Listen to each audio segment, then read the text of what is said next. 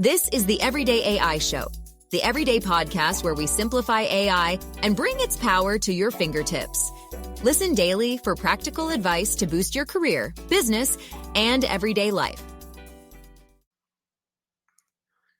One of the biggest no-brainer use cases for AI right now is deep research tools. But there's also a problem, as obvious as it is that we should be using these AI-powered deep research tools. It is equally as confusing over which one to use, because now deep research is just a type of AI tool, and there's already three of the biggest players in the large language model space that have a tool literally called deep research. So today we're going to be doing a somewhat deep dive on deep research in our deep research throwdown, looking at Perplexity, Google, and OpenAI's version of deep research. All right. I'm excited to go deep. I hope you are too. What's going on, y'all? My name is Jordan Wilson, and I'm the host of Everyday AI. That's what you're listening to. This is going to be, I think, one of those episodes. If you listen to it, if you watch it, you're going to save a lot of time. So if you're listening on the podcast, this might be one of those ones where you check out your show notes and come watch the video. We're going to have that on our website. That is youreverydayai.com. So on that website, you can sign up for the free daily newsletter. We're going to be recapping today's episode, and also in today's newsletter, keep you up to date with everything else that you need to be the smartest person in AI at your company. So thank you for listening. If you are on the podcast, please make sure to subscribe, follow us, leave us a rating, all that good stuff. We appreciate it. Live stream audience, love to see you here. I'm going to keep reminding you all, this is so relevant. Go on our website. Go listen to episode 443 to 447. It's all free. They're short episodes, about 25 minutes. These are our 2025 AI predictions and roadmap series. Trust me, you need to listen to them. All right. We're going to have the AI news for today in the newsletter. If you normally tune in, this is going to be a longer show. I'm actually going to challenge myself to keep it concise because I want to give you all a pretty deep dive into the three different kind of deep research tools. So, go check out our daily news on the newsletter. All right, let's get into it. Perplexity, Google, OpenAI. I'm curious, live stream audience, which one of these deep research tools are you all using? So, I use them all, right? And we just did a show yesterday specifically on the Perplexity deep research, right? So theirs is the newest of the three challengers in this new deep research space. So I'm curious, live stream audience, let me know, which one are you using? Are you using them all? Are you just using one? Are you using two? Which one are you using and which one are you liking? All right, so I'm going to say at the end which one I'm using the most and which one I'm liking the most. And I think I'm going to use them all for different purposes. All right, so also, if this is helpful at the end, hopefully I've earned your repost. So if you're listening on LinkedIn, please, if this is helpful, repost this. And I'm going to send you our guide that is 10 business use cases for deep research. All right. So like I said, there's three big players right now in the deep research game. And I wouldn't be surprised if by next week, maybe there's another. And I know it's confusing. They're all using the same name, deep research. So Perplexity is the newest, and their deep research, right, just released within the last couple of days, February. In January, OpenAI released their deep research. The month before that, in December, Google released theirs. So Google was the first company to have a deep research product to market, although previously, I talked about this yesterday.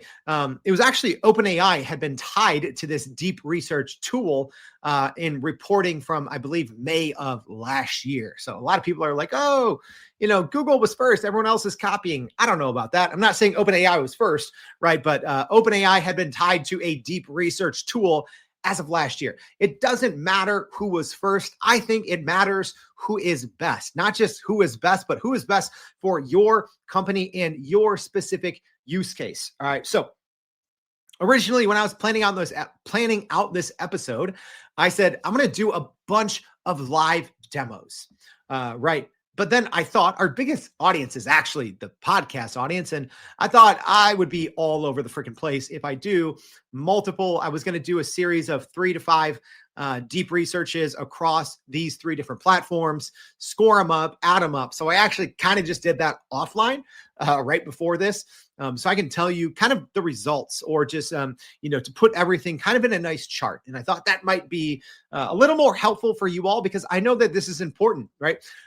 Especially now, since I think this is one of the best use cases for getting a positive ROI on Gen AI, right? I've said since the very beginning, and this is why I've always been, pretty big on ChatGPT and, kind of lukewarm on some of the others, right? I think Google has gotten so much better, but the ability to query the internet is so important. All right. If you're using a large language model, number one, you should never copy and paste anything.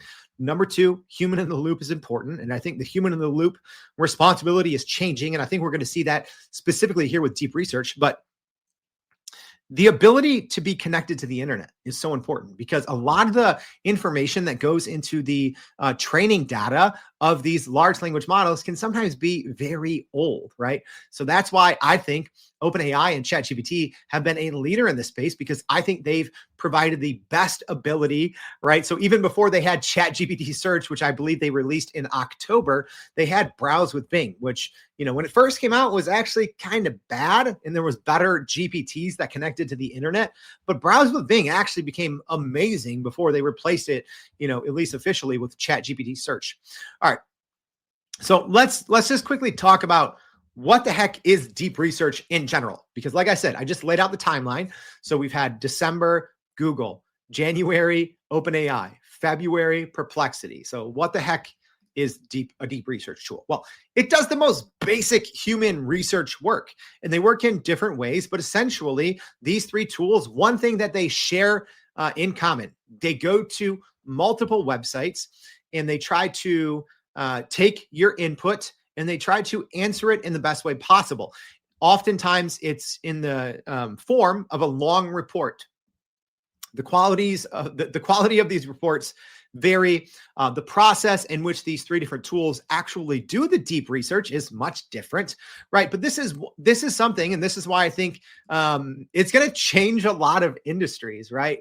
Maybe not 2 of these tools, but I think one of these tools is going to be incredibly disruptive. Presumably, they're all going to continue to get some good updates. But this is what so many of us humans do on a day-to-day basis. If you are a knowledge worker, right, especially here in the US, that means you get paid to sit in front of a computer and use your brain and create value for a company.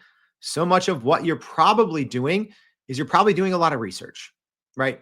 So what does that mean? Well, you're probably going to multiple websites, you're reading, you're synthesizing, sometimes you're summarizing, and you are trying to extract information and use that information to create new business value or to better understand something. All right. And that's what these deep research tools do, right?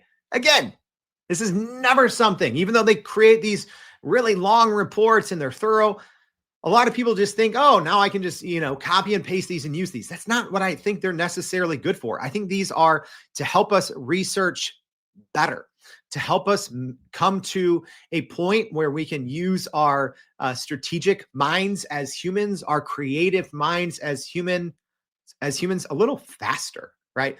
So this is where and this hits me, right? Because I worked at a nonprofit for 10 years. We essentially just became a marketing and activation agency for Nike and Jordan brand.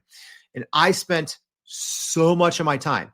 I would say I spent probably at least 60% of my time, most of those years, doing a combination of internet research, grabbing information from, dozens of websites and compiling it into reports, right?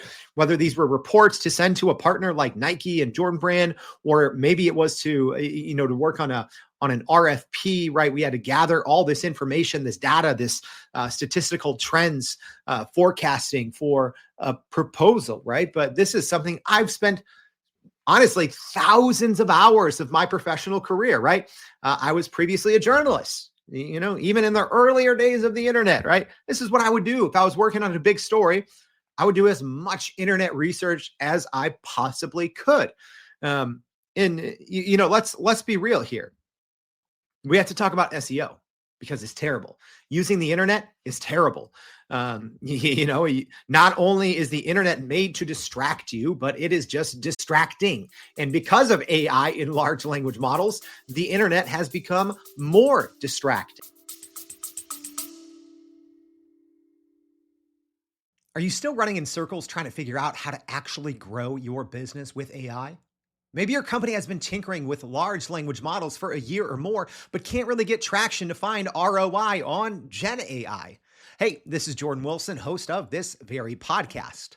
Companies like Adobe, Microsoft, and NVIDIA have partnered with us because they trust our expertise in educating the masses around generative AI to get ahead. And some of the most innovative companies in the country hire us to help with their AI strategy and to train hundreds of their employees on how to use Gen AI.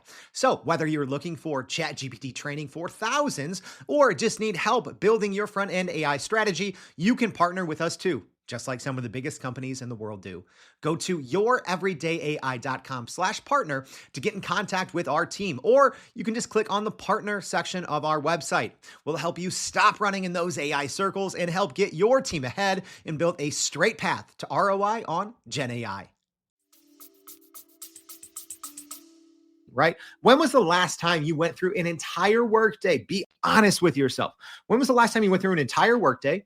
You researched a bunch of in-depth topics, stayed on track, didn't go down any rabbit holes, didn't accidentally have 882 tabs open, right? Doesn't happen. The internet is made to be distracting and it distracts us, right? And there's just a bunch of garbage out there now, right? Because it's a lot of SEO stuff. Right. So a lot of these companies have, figured something out and, they have a blog post from 10 years ago and they just update it once every year. And it's actually might be bad and not very good information. Right. But sometimes they trick the algorithm, right? You trick a Google algorithm into thinking that you're an authoritative source on something when it's actually you're not. And that's what a lot of times as a human, when you're researching something, that's what you're trying to do. You're trying to look at all these web pages and you're like, all right, what's real? What's not? What's good? What's garbage? Right. And that's kind of the initial or the 10% promise of these tools. So who should use them? Well, who shouldn't, right? Let's be honest. Like I said, if you are an everyday professional, right? If you are a knowledge worker, especially here in the US where, it's the Wild West and there's no real rules on AI, you need to be using these tools, whether it's Perplexity deep research, Google deep research, OpenAI deep research, you need to be using them. So a lot of people are thinking, oh, these are great for students. It is. It's great for students to learn things. It's great for researchers. It's great if you are working in a highly technical field as well that would generally require you to look at many, many, many long documents, right? But if I'm being honest, when I think who should use deep research, I see more use cases for who should use it versus who shouldn't. I honestly don't know anyone that sits in front of a computer all day, uses the internet, that shouldn't be using one of these three tools. They are, I think, one of the biggest places of impact that we'll see AI have in 2025. Personally, I think the management consultant industry, if they're not using like this as their starting point, they're screwed, right? Or they're just going to be overbilling their clients, and those clients are going to end up going with someone else that, is essentially honest, right? Hey, we used to bill you, for 50 hours of research. Now we can do it in 5, right? Or 2, right? So I do think this is really going to change, especially some of those high price services that require just such a high level understanding to be able to absorb and make use and synthesize, hundreds or thousands of pages of data. That's what these tools do. So what types of tasks are they best for? So number one, learning new topics. It's a great thing to do, right? Instead of, like I said, getting lost, because not only do you have to go to all of those web pages, right? 5, 10, 20, 30 web pages to learn this new topic.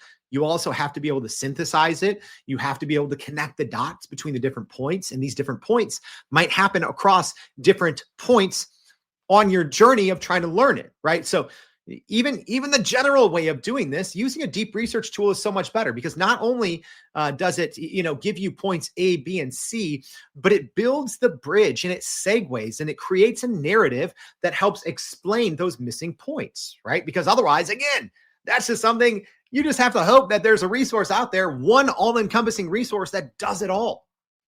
But there's usually not. Right? Because everyone's learning experiences is different. Everyone needs something different out of their research, right? So learning new topics, number one, great use case. Market analysis, obviously, doing competitive research, competitive analysis, right? That's huge. Keeping up with recent news and trends and how that impacts your type of work, problem solving and discovery. I mean, think like any. I always think it's like, okay, if you're on an airplane, right, and maybe there's not going to be good Wi-Fi, you have a type of work that you can do, right? Deep writing, deep reading, right? And then it's like, oh, okay, well, hey, when I get back to Wi-Fi, I need to go research these things, right? There's almost that list of things that you're like, oh man, I got to go do that. That's what these deep research tools are great at. All right. So, podcast audience, this is one of those, you might just want to just check out the little screen that I have here. All right. So this is from, I've been using, right.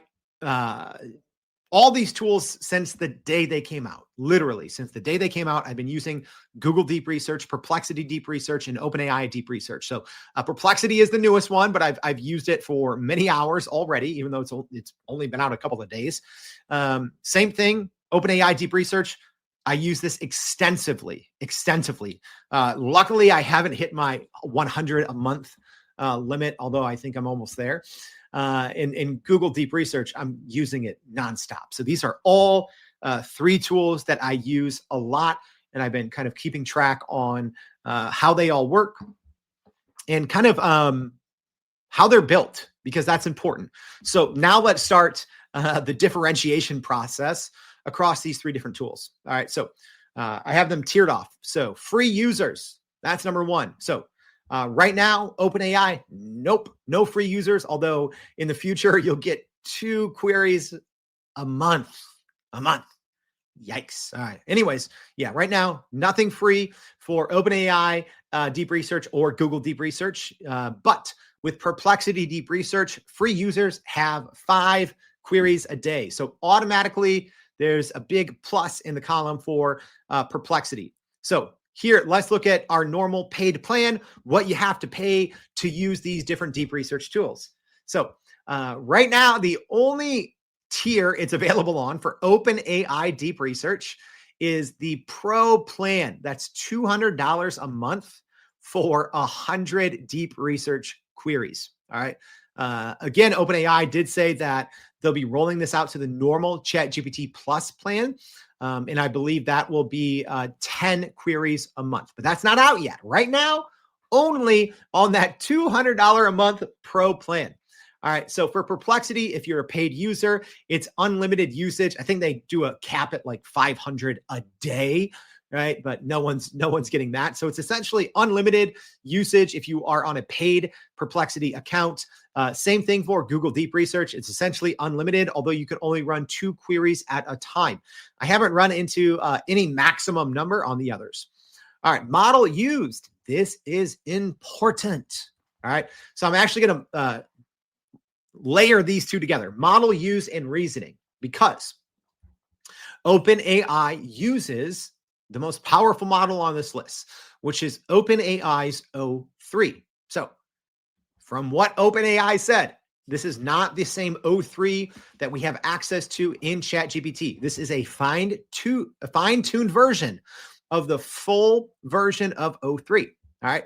So right now, even if you're on the ChatGPT Pro plan, you only have access right now to O3 Mini and O3 Mini High. So this is a fine-tuned version of the full version of O3, which is, according to all benchmarks, it's scary good, right? So it's a reasoning model. Perplexity Deep Research, they have a reasoning model as well that powers this. However, they did not disclose what the model is. So hopefully they due pretty soon, but there's no information on what reasoning model they're actually using, right? Are they using uh, R1 from DeepSeek? Are they using O3 Mini? Are they using a reasoning version of their sonar? I don't know. No one knows. They didn't release it. So not a huge fan of that. And then with Google Deep Research, they're using Gemini 1.5 Pro, which is not a reasoning model. So again, we talk about this on the show a lot. Right now, there's kind of two different families of models, right? And they actually might all be merging in the future. So we'll have a story on that sometime soon. But essentially, you have your quote unquote old school LLM transformer models, and then you have your reasoner models. So your reasoning models, they kind of show this step-by-step logic, right? It kind of reasons under the hood. So that's why, I think we'll see some examples here.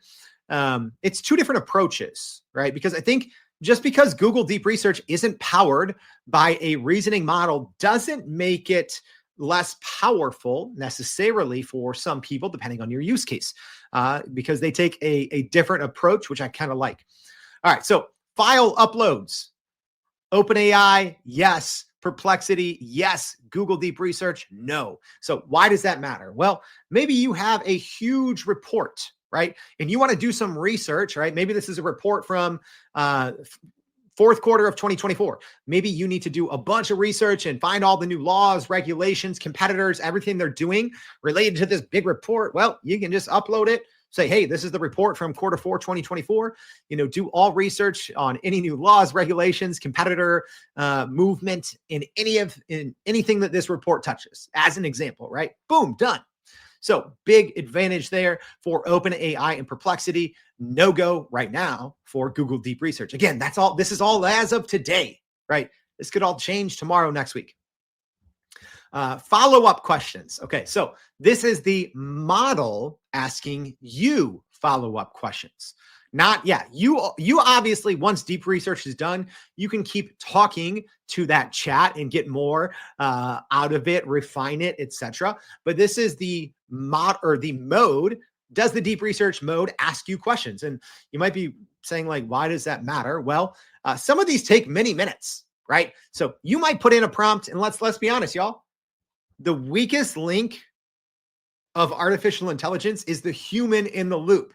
The human is always the one that doesn't do a good enough job, because if you do a good enough job with AI, let's be honest, it's way smarter than any human out there right now. You can't argue with benchmarks and science. You can't. All right. I don't care who you are. You're not smarter than in O3 deep research. You're not, period, right? At least not across multiple categories. You're not.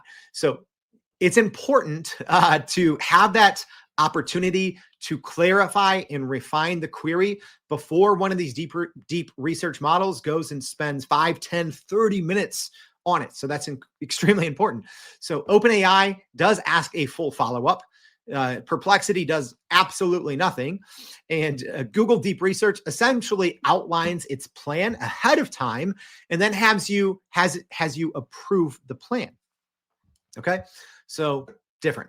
Let's talk about sources used. And this is where I think Google Deep Research goes in a little different path, because this is more of the method, the research methodology, right? So for the most part, both OpenAI and Perplexity use this reasoning and logic. So what that means is they might have a certain path set, right? But they might start out on that path. Let's just say, hey, we're going to go to this is going to be a 10-step research plan. Let's just say. And then they get to step 3 and they see something that they didn't anticipate or they didn't know. So OpenAI Deep Research and Perplexity Deep Research, because they use reasoning step by step between all of these steps of research, they can pivot, which is huge. That is huge, right? But what that means, and that's what you get when it's a reasoning model. What that means is it can take fewer sources, right? Because they're making hopefully educated decisions, and they usually start first with a broad or high level source, where Google Deep Research takes a completely different approach. Google Deep Research, because it is not powered by a reasoning model, so presumably it doesn't cost them as much, and Google essentially serves you up cached versions of these pages. So for OpenAI deep research, I've seen it usually go between 15 to 30 sources. Perplexity deep research varies wildly. I'd say like 20 to 200. And then Google deep research, I'll say 50 to 500. Right. I've had Google Deep Research go to like 1,300 before, but it uses cached pages. So as far as I know, and Google friends, I know there's some of you out there listening, from everything I understand and people I've talked to, it essentially is not visiting, quote unquote, visiting these web pages in real time per se. It's working with a cached, right? Or, Google essentially crawls websites usually multiple times a day. So it essentially just synthesizes all of that information, whereas OpenAI is actually visiting the pages. So it takes way longer, but Google's is still takes longer as well, because when you look at speed, OpenAI deep research is 5 to 30 minutes. Perplexity is 1 to 3. So Perplexity's crazy fast. And it does go. So Perplexity, in terms of like pages per minute, I would say it's usually the most, right? But quality, we got to talk about that here in a second, right? So sources use Google's the most. Time, OpenAI deep research is the slowest. Perplexity is the fastest. Google deep research is in the middle. Then what does it give you, right? An output. So all the outputs, it's essentially a combination of, intros, breaking it down by sections, and essentially gives you a pretty long report. I've seen in different instances where, it'll usually give you a comparison chart if you're asking for comparisons on something, which is really nice. So it'll put together a very comprehensive, helpful, insightful report for you to use, and even give you information that you might not have even thought of, right? Like breaking things down in a chart chronologically, competitors, etc. So even it's going to usually go a little above and beyond what you think it may deliver. So the output, the number of words. So OpenAI, about 1,000 to 2,000 words. Again, this varies. I've obviously had, plenty that are less than 1,000, plenty that are more than 2,000, right? But I'd say for the most part, you're in that 1,000 to 2,000 words. Perplexity, pretty short, 400 to 800. Again, I've had plenty come in at more than 800, but seems most are in that range. And then Google Deep Research are generally the longest. I'd say about 1,500 to 3,000 words. But this is where it's important. All right. We have to talk about hallucinations, because that's what this is ultimately all about. Because what we're doing when we are using a deep research tool, whether you are using it for personal purposes or you're using it for business use cases, you are essentially putting your trust in a deep research AI tool to go research things and tell you the truth, right? And this is one of those instances where accuracy matters. This is one of those instances where it's better to be more factual than first, right?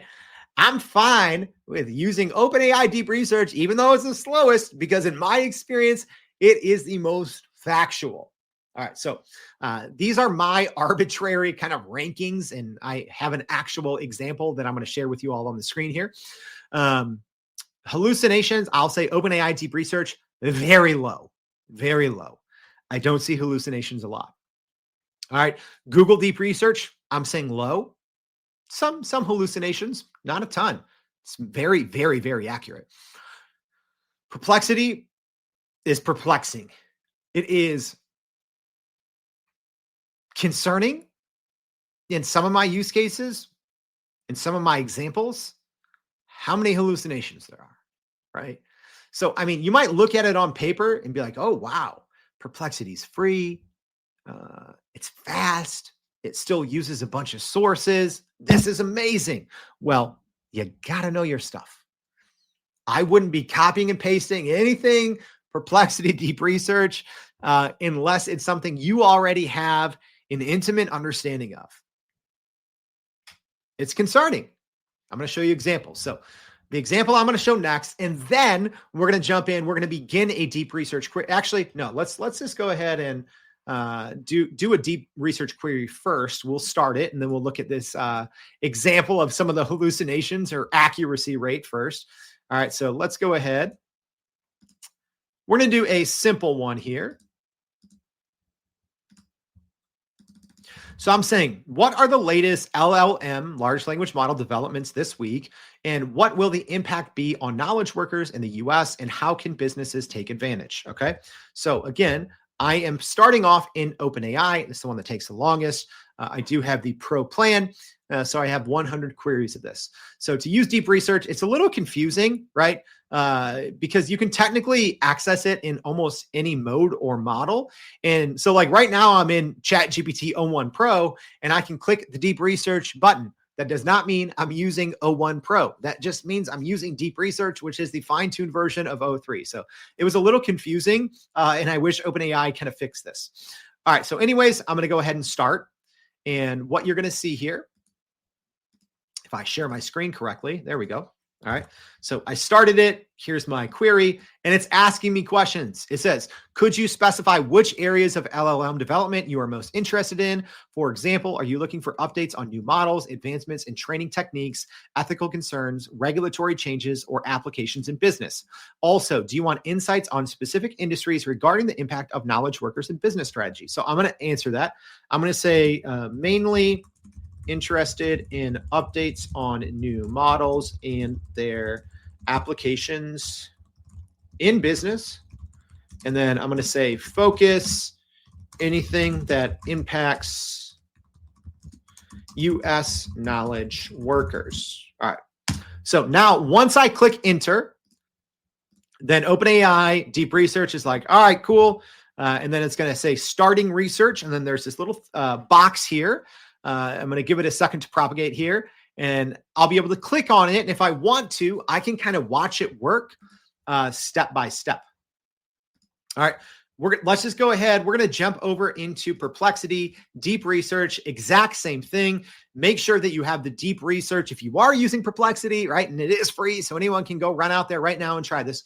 Make sure that you have the deep research mode on, and I'm going to click the enter button, and you'll see right away it's not going to ask me anything. It's just preparing the research plan on its own. It's running off by itself. All right.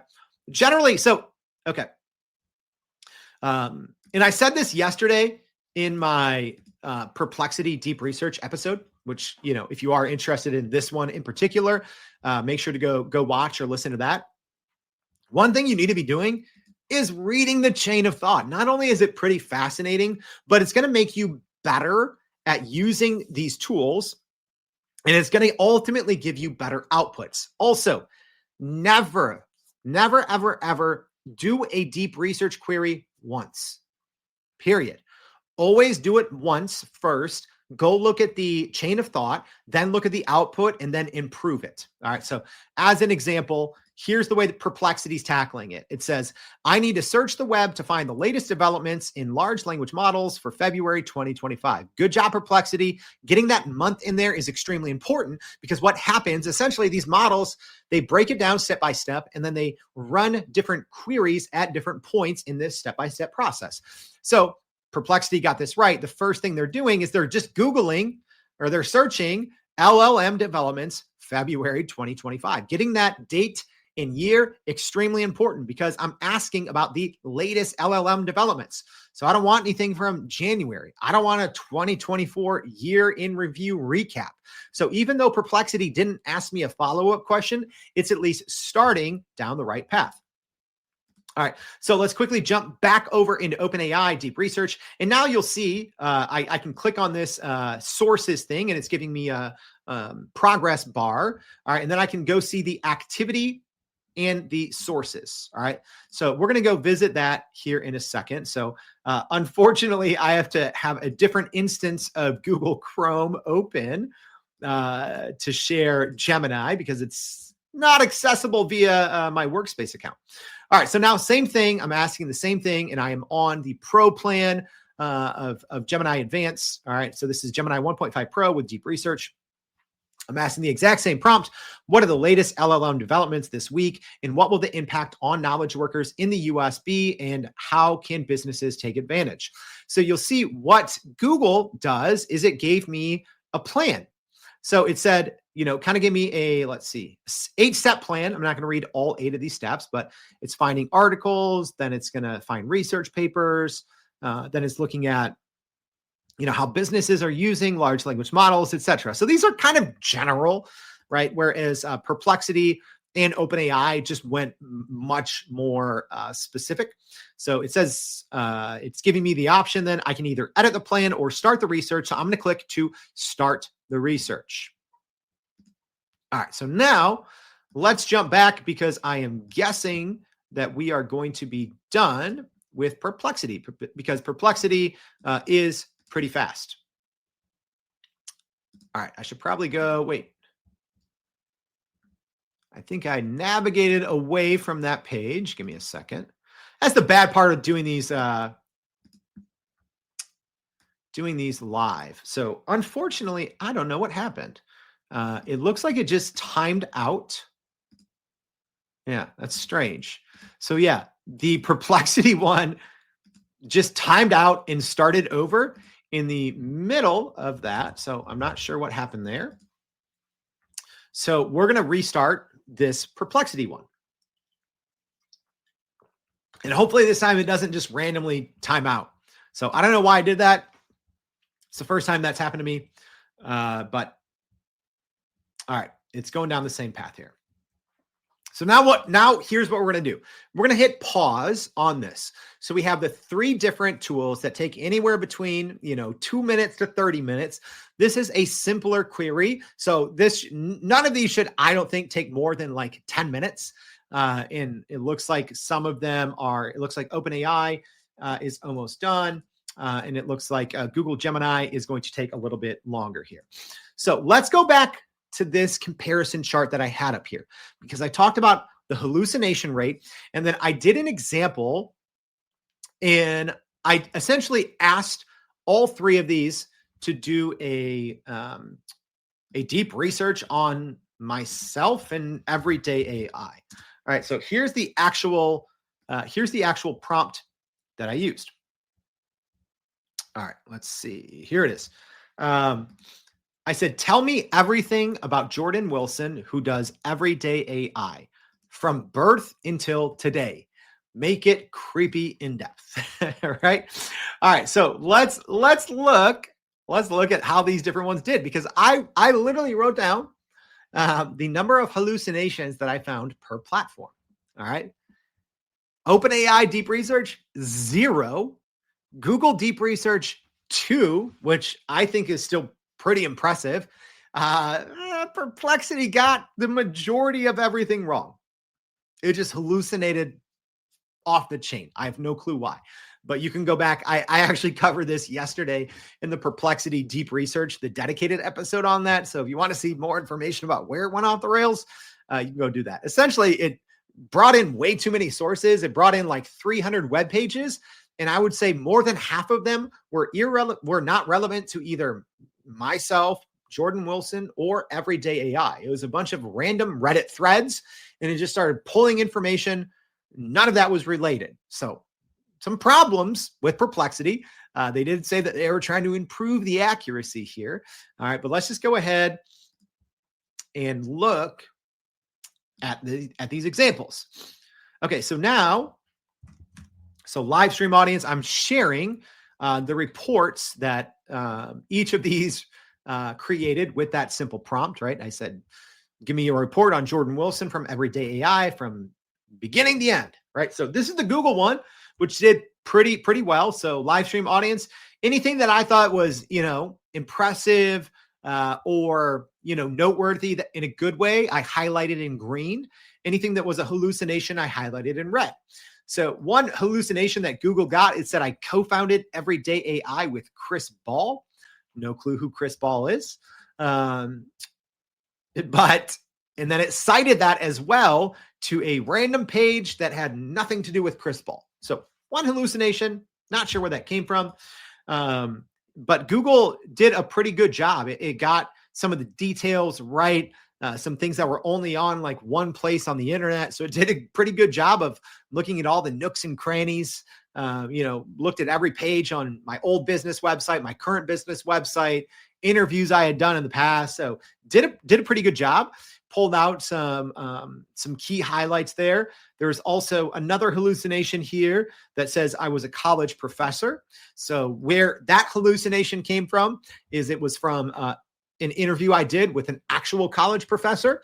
And I'm guessing it got mixed up in the transcript. Each speaker was labeled. So for whatever reason, it thought I was the college professor. I was not. Although, hey, coming to a university near you, working on it. All right, going through the rest of the Google, it did a really good job. So Google Deep Research, aside from those two hallucinations, which, I mean, hallucinations aren't good, it really did a good job. Formatted everything kind of throughout my career, right? Nonprofit work, strategic partnerships, starting my other company, Accelerant AI, then starting, or Accelerant Agency, then starting Everyday AI.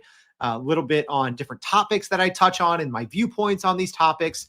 So, I mean, overall, it did a pretty good job. It even found something that I forgot this was on the internet. Like, I'm an avid basketball player, having met a key mentor during a game. Yeah, that was like 20 years ago. So Google Deep Research did a really good job. So now let's look at, here we go. So this is OpenAI's deep research. So the formatting didn't really work very well when I copy and pasted it because it inserted all of these citations in here in the middle. So not great from a copy and paste perspective, but from the actual report inside ChatGPT, it looks great. It did really, really well. Got my birth year, my birthplace, when I started working in, when I started delivering newspapers, right? I started delivering newspapers as a 13-year-old. I don't even know where I got that. I forgot, but it was correct. Then I started working as a sports writer at my hometown daily paper by the time I was 17. Got some information about the Pulitzer Fellowship, that I traveled abroad. None of the other ones got that. Yeah, so just a lot. It did a really good job at pulling out specific details that I didn't see really very much in the other two reports. Something it even found on the podcast. I think I did another podcast interview. Someone interviewed me about the podcast. And, I mentioned that, community interaction is a big piece of everyday AI. And this was the only deep research that talked about that. So I'm like, okay, that's pretty unique because I only really shared that in one place. So yeah, I mean, overall, a lot of information here that I'm scrolling through on the screen, but you'll notice 0 red, no hallucinations. I read this thing top to bottom twice. Nothing is incorrect. And it did a pretty freaky good job of pulling out details from me all over the web. So even though it didn't go to, 500 websites, I think this ended up only going to like 12.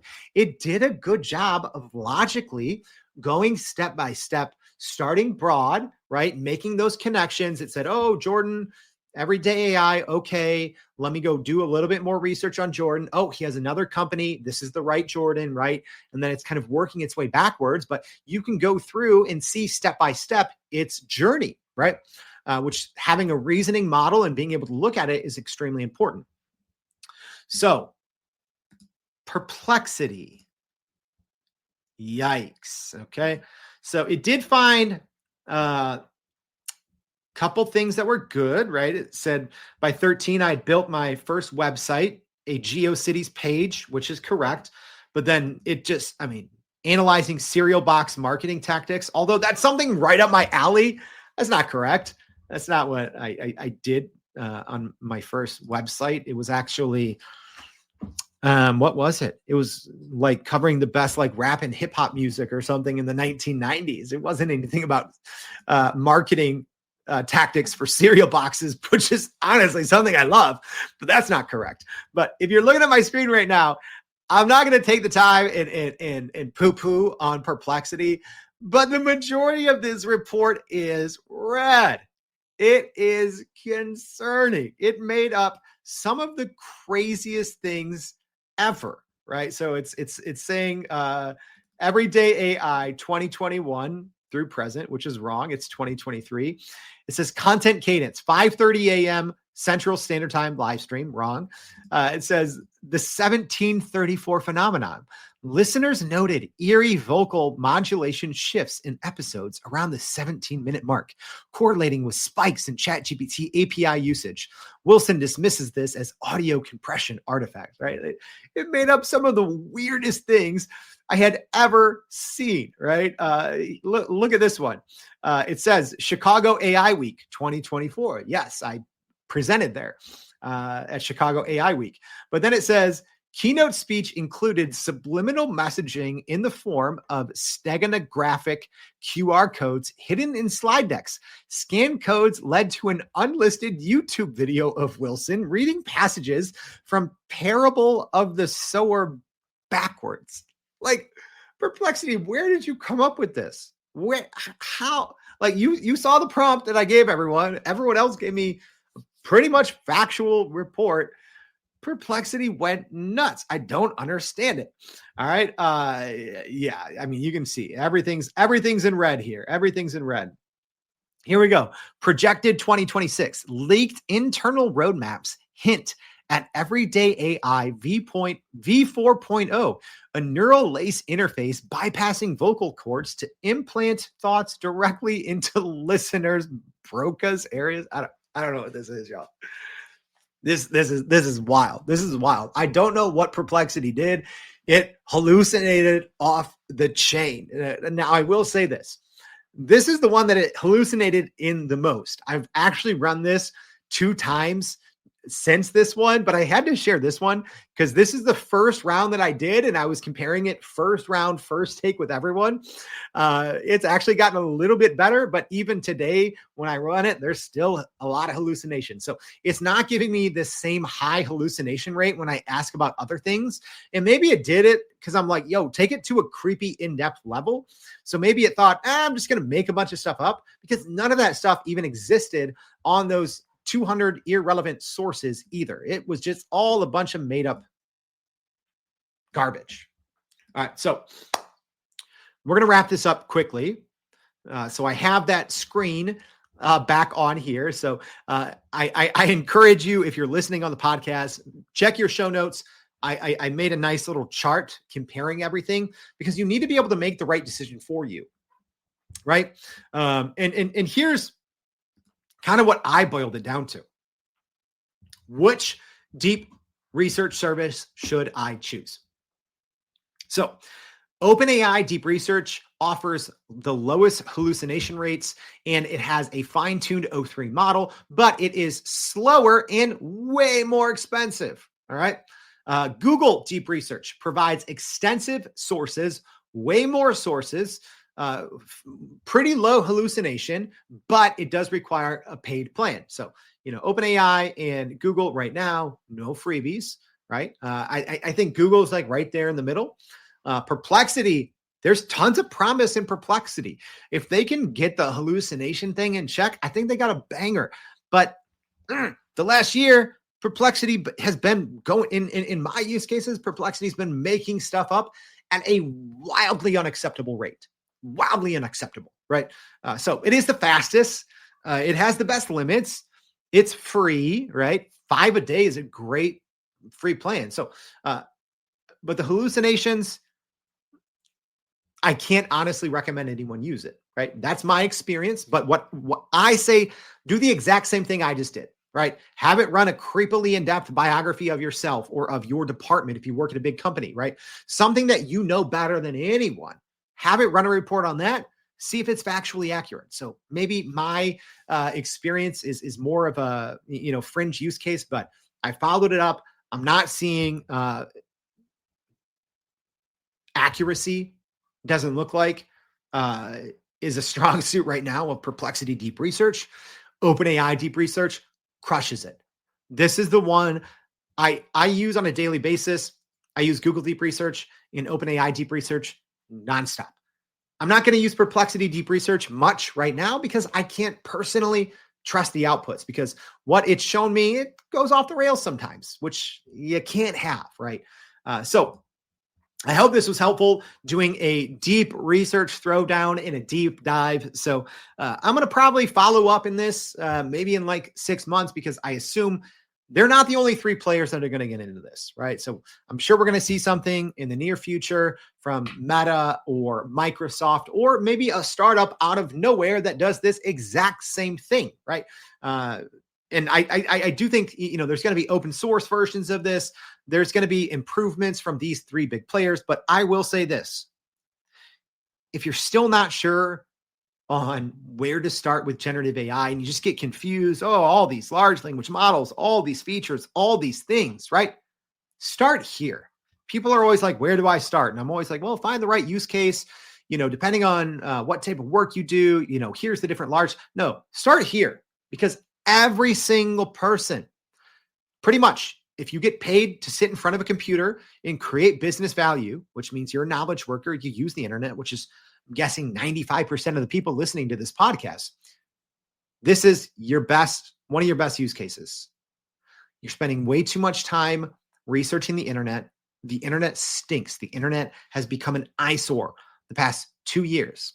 Mainly it's large language models' fault, right? They probably didn't really have the legal access to go scrape all this information anyways, but that's going to be adjudicated in the courts in the years and decades to come. But right now the internet stinks. It is so hard to find good quality information at scale on the internet.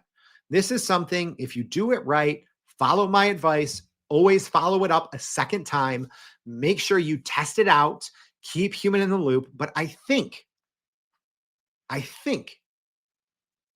if you do that, you're going to be blown away right away by the power of these deep research tools. All right, if this was helpful, I hope it was. Please repost this show on LinkedIn or Twitter. Tag me if you do that. We have a guide that we put together, 10 business use cases for deep research. All right, so go click that repost button if this was helpful. I hope it was. Thank you for listening. Please, if you haven't already, go to youreverydayai.com. Sign up for the free daily newsletter. We're going to be recapping this show as well as keeping you up to date with everything else that you need to know. Thank you for tuning in. Hope to see you back tomorrow and every day for more Everyday AI. Thanks, y'all. And that's a wrap for today's edition of Everyday AI. Thanks for joining us. If you enjoyed this episode, please subscribe and leave us a rating. It helps keep us going. For a little more AI magic, visit youreverydayai.com and sign up to our daily newsletter so you don't get left behind. Go break some barriers, and we'll see you next time.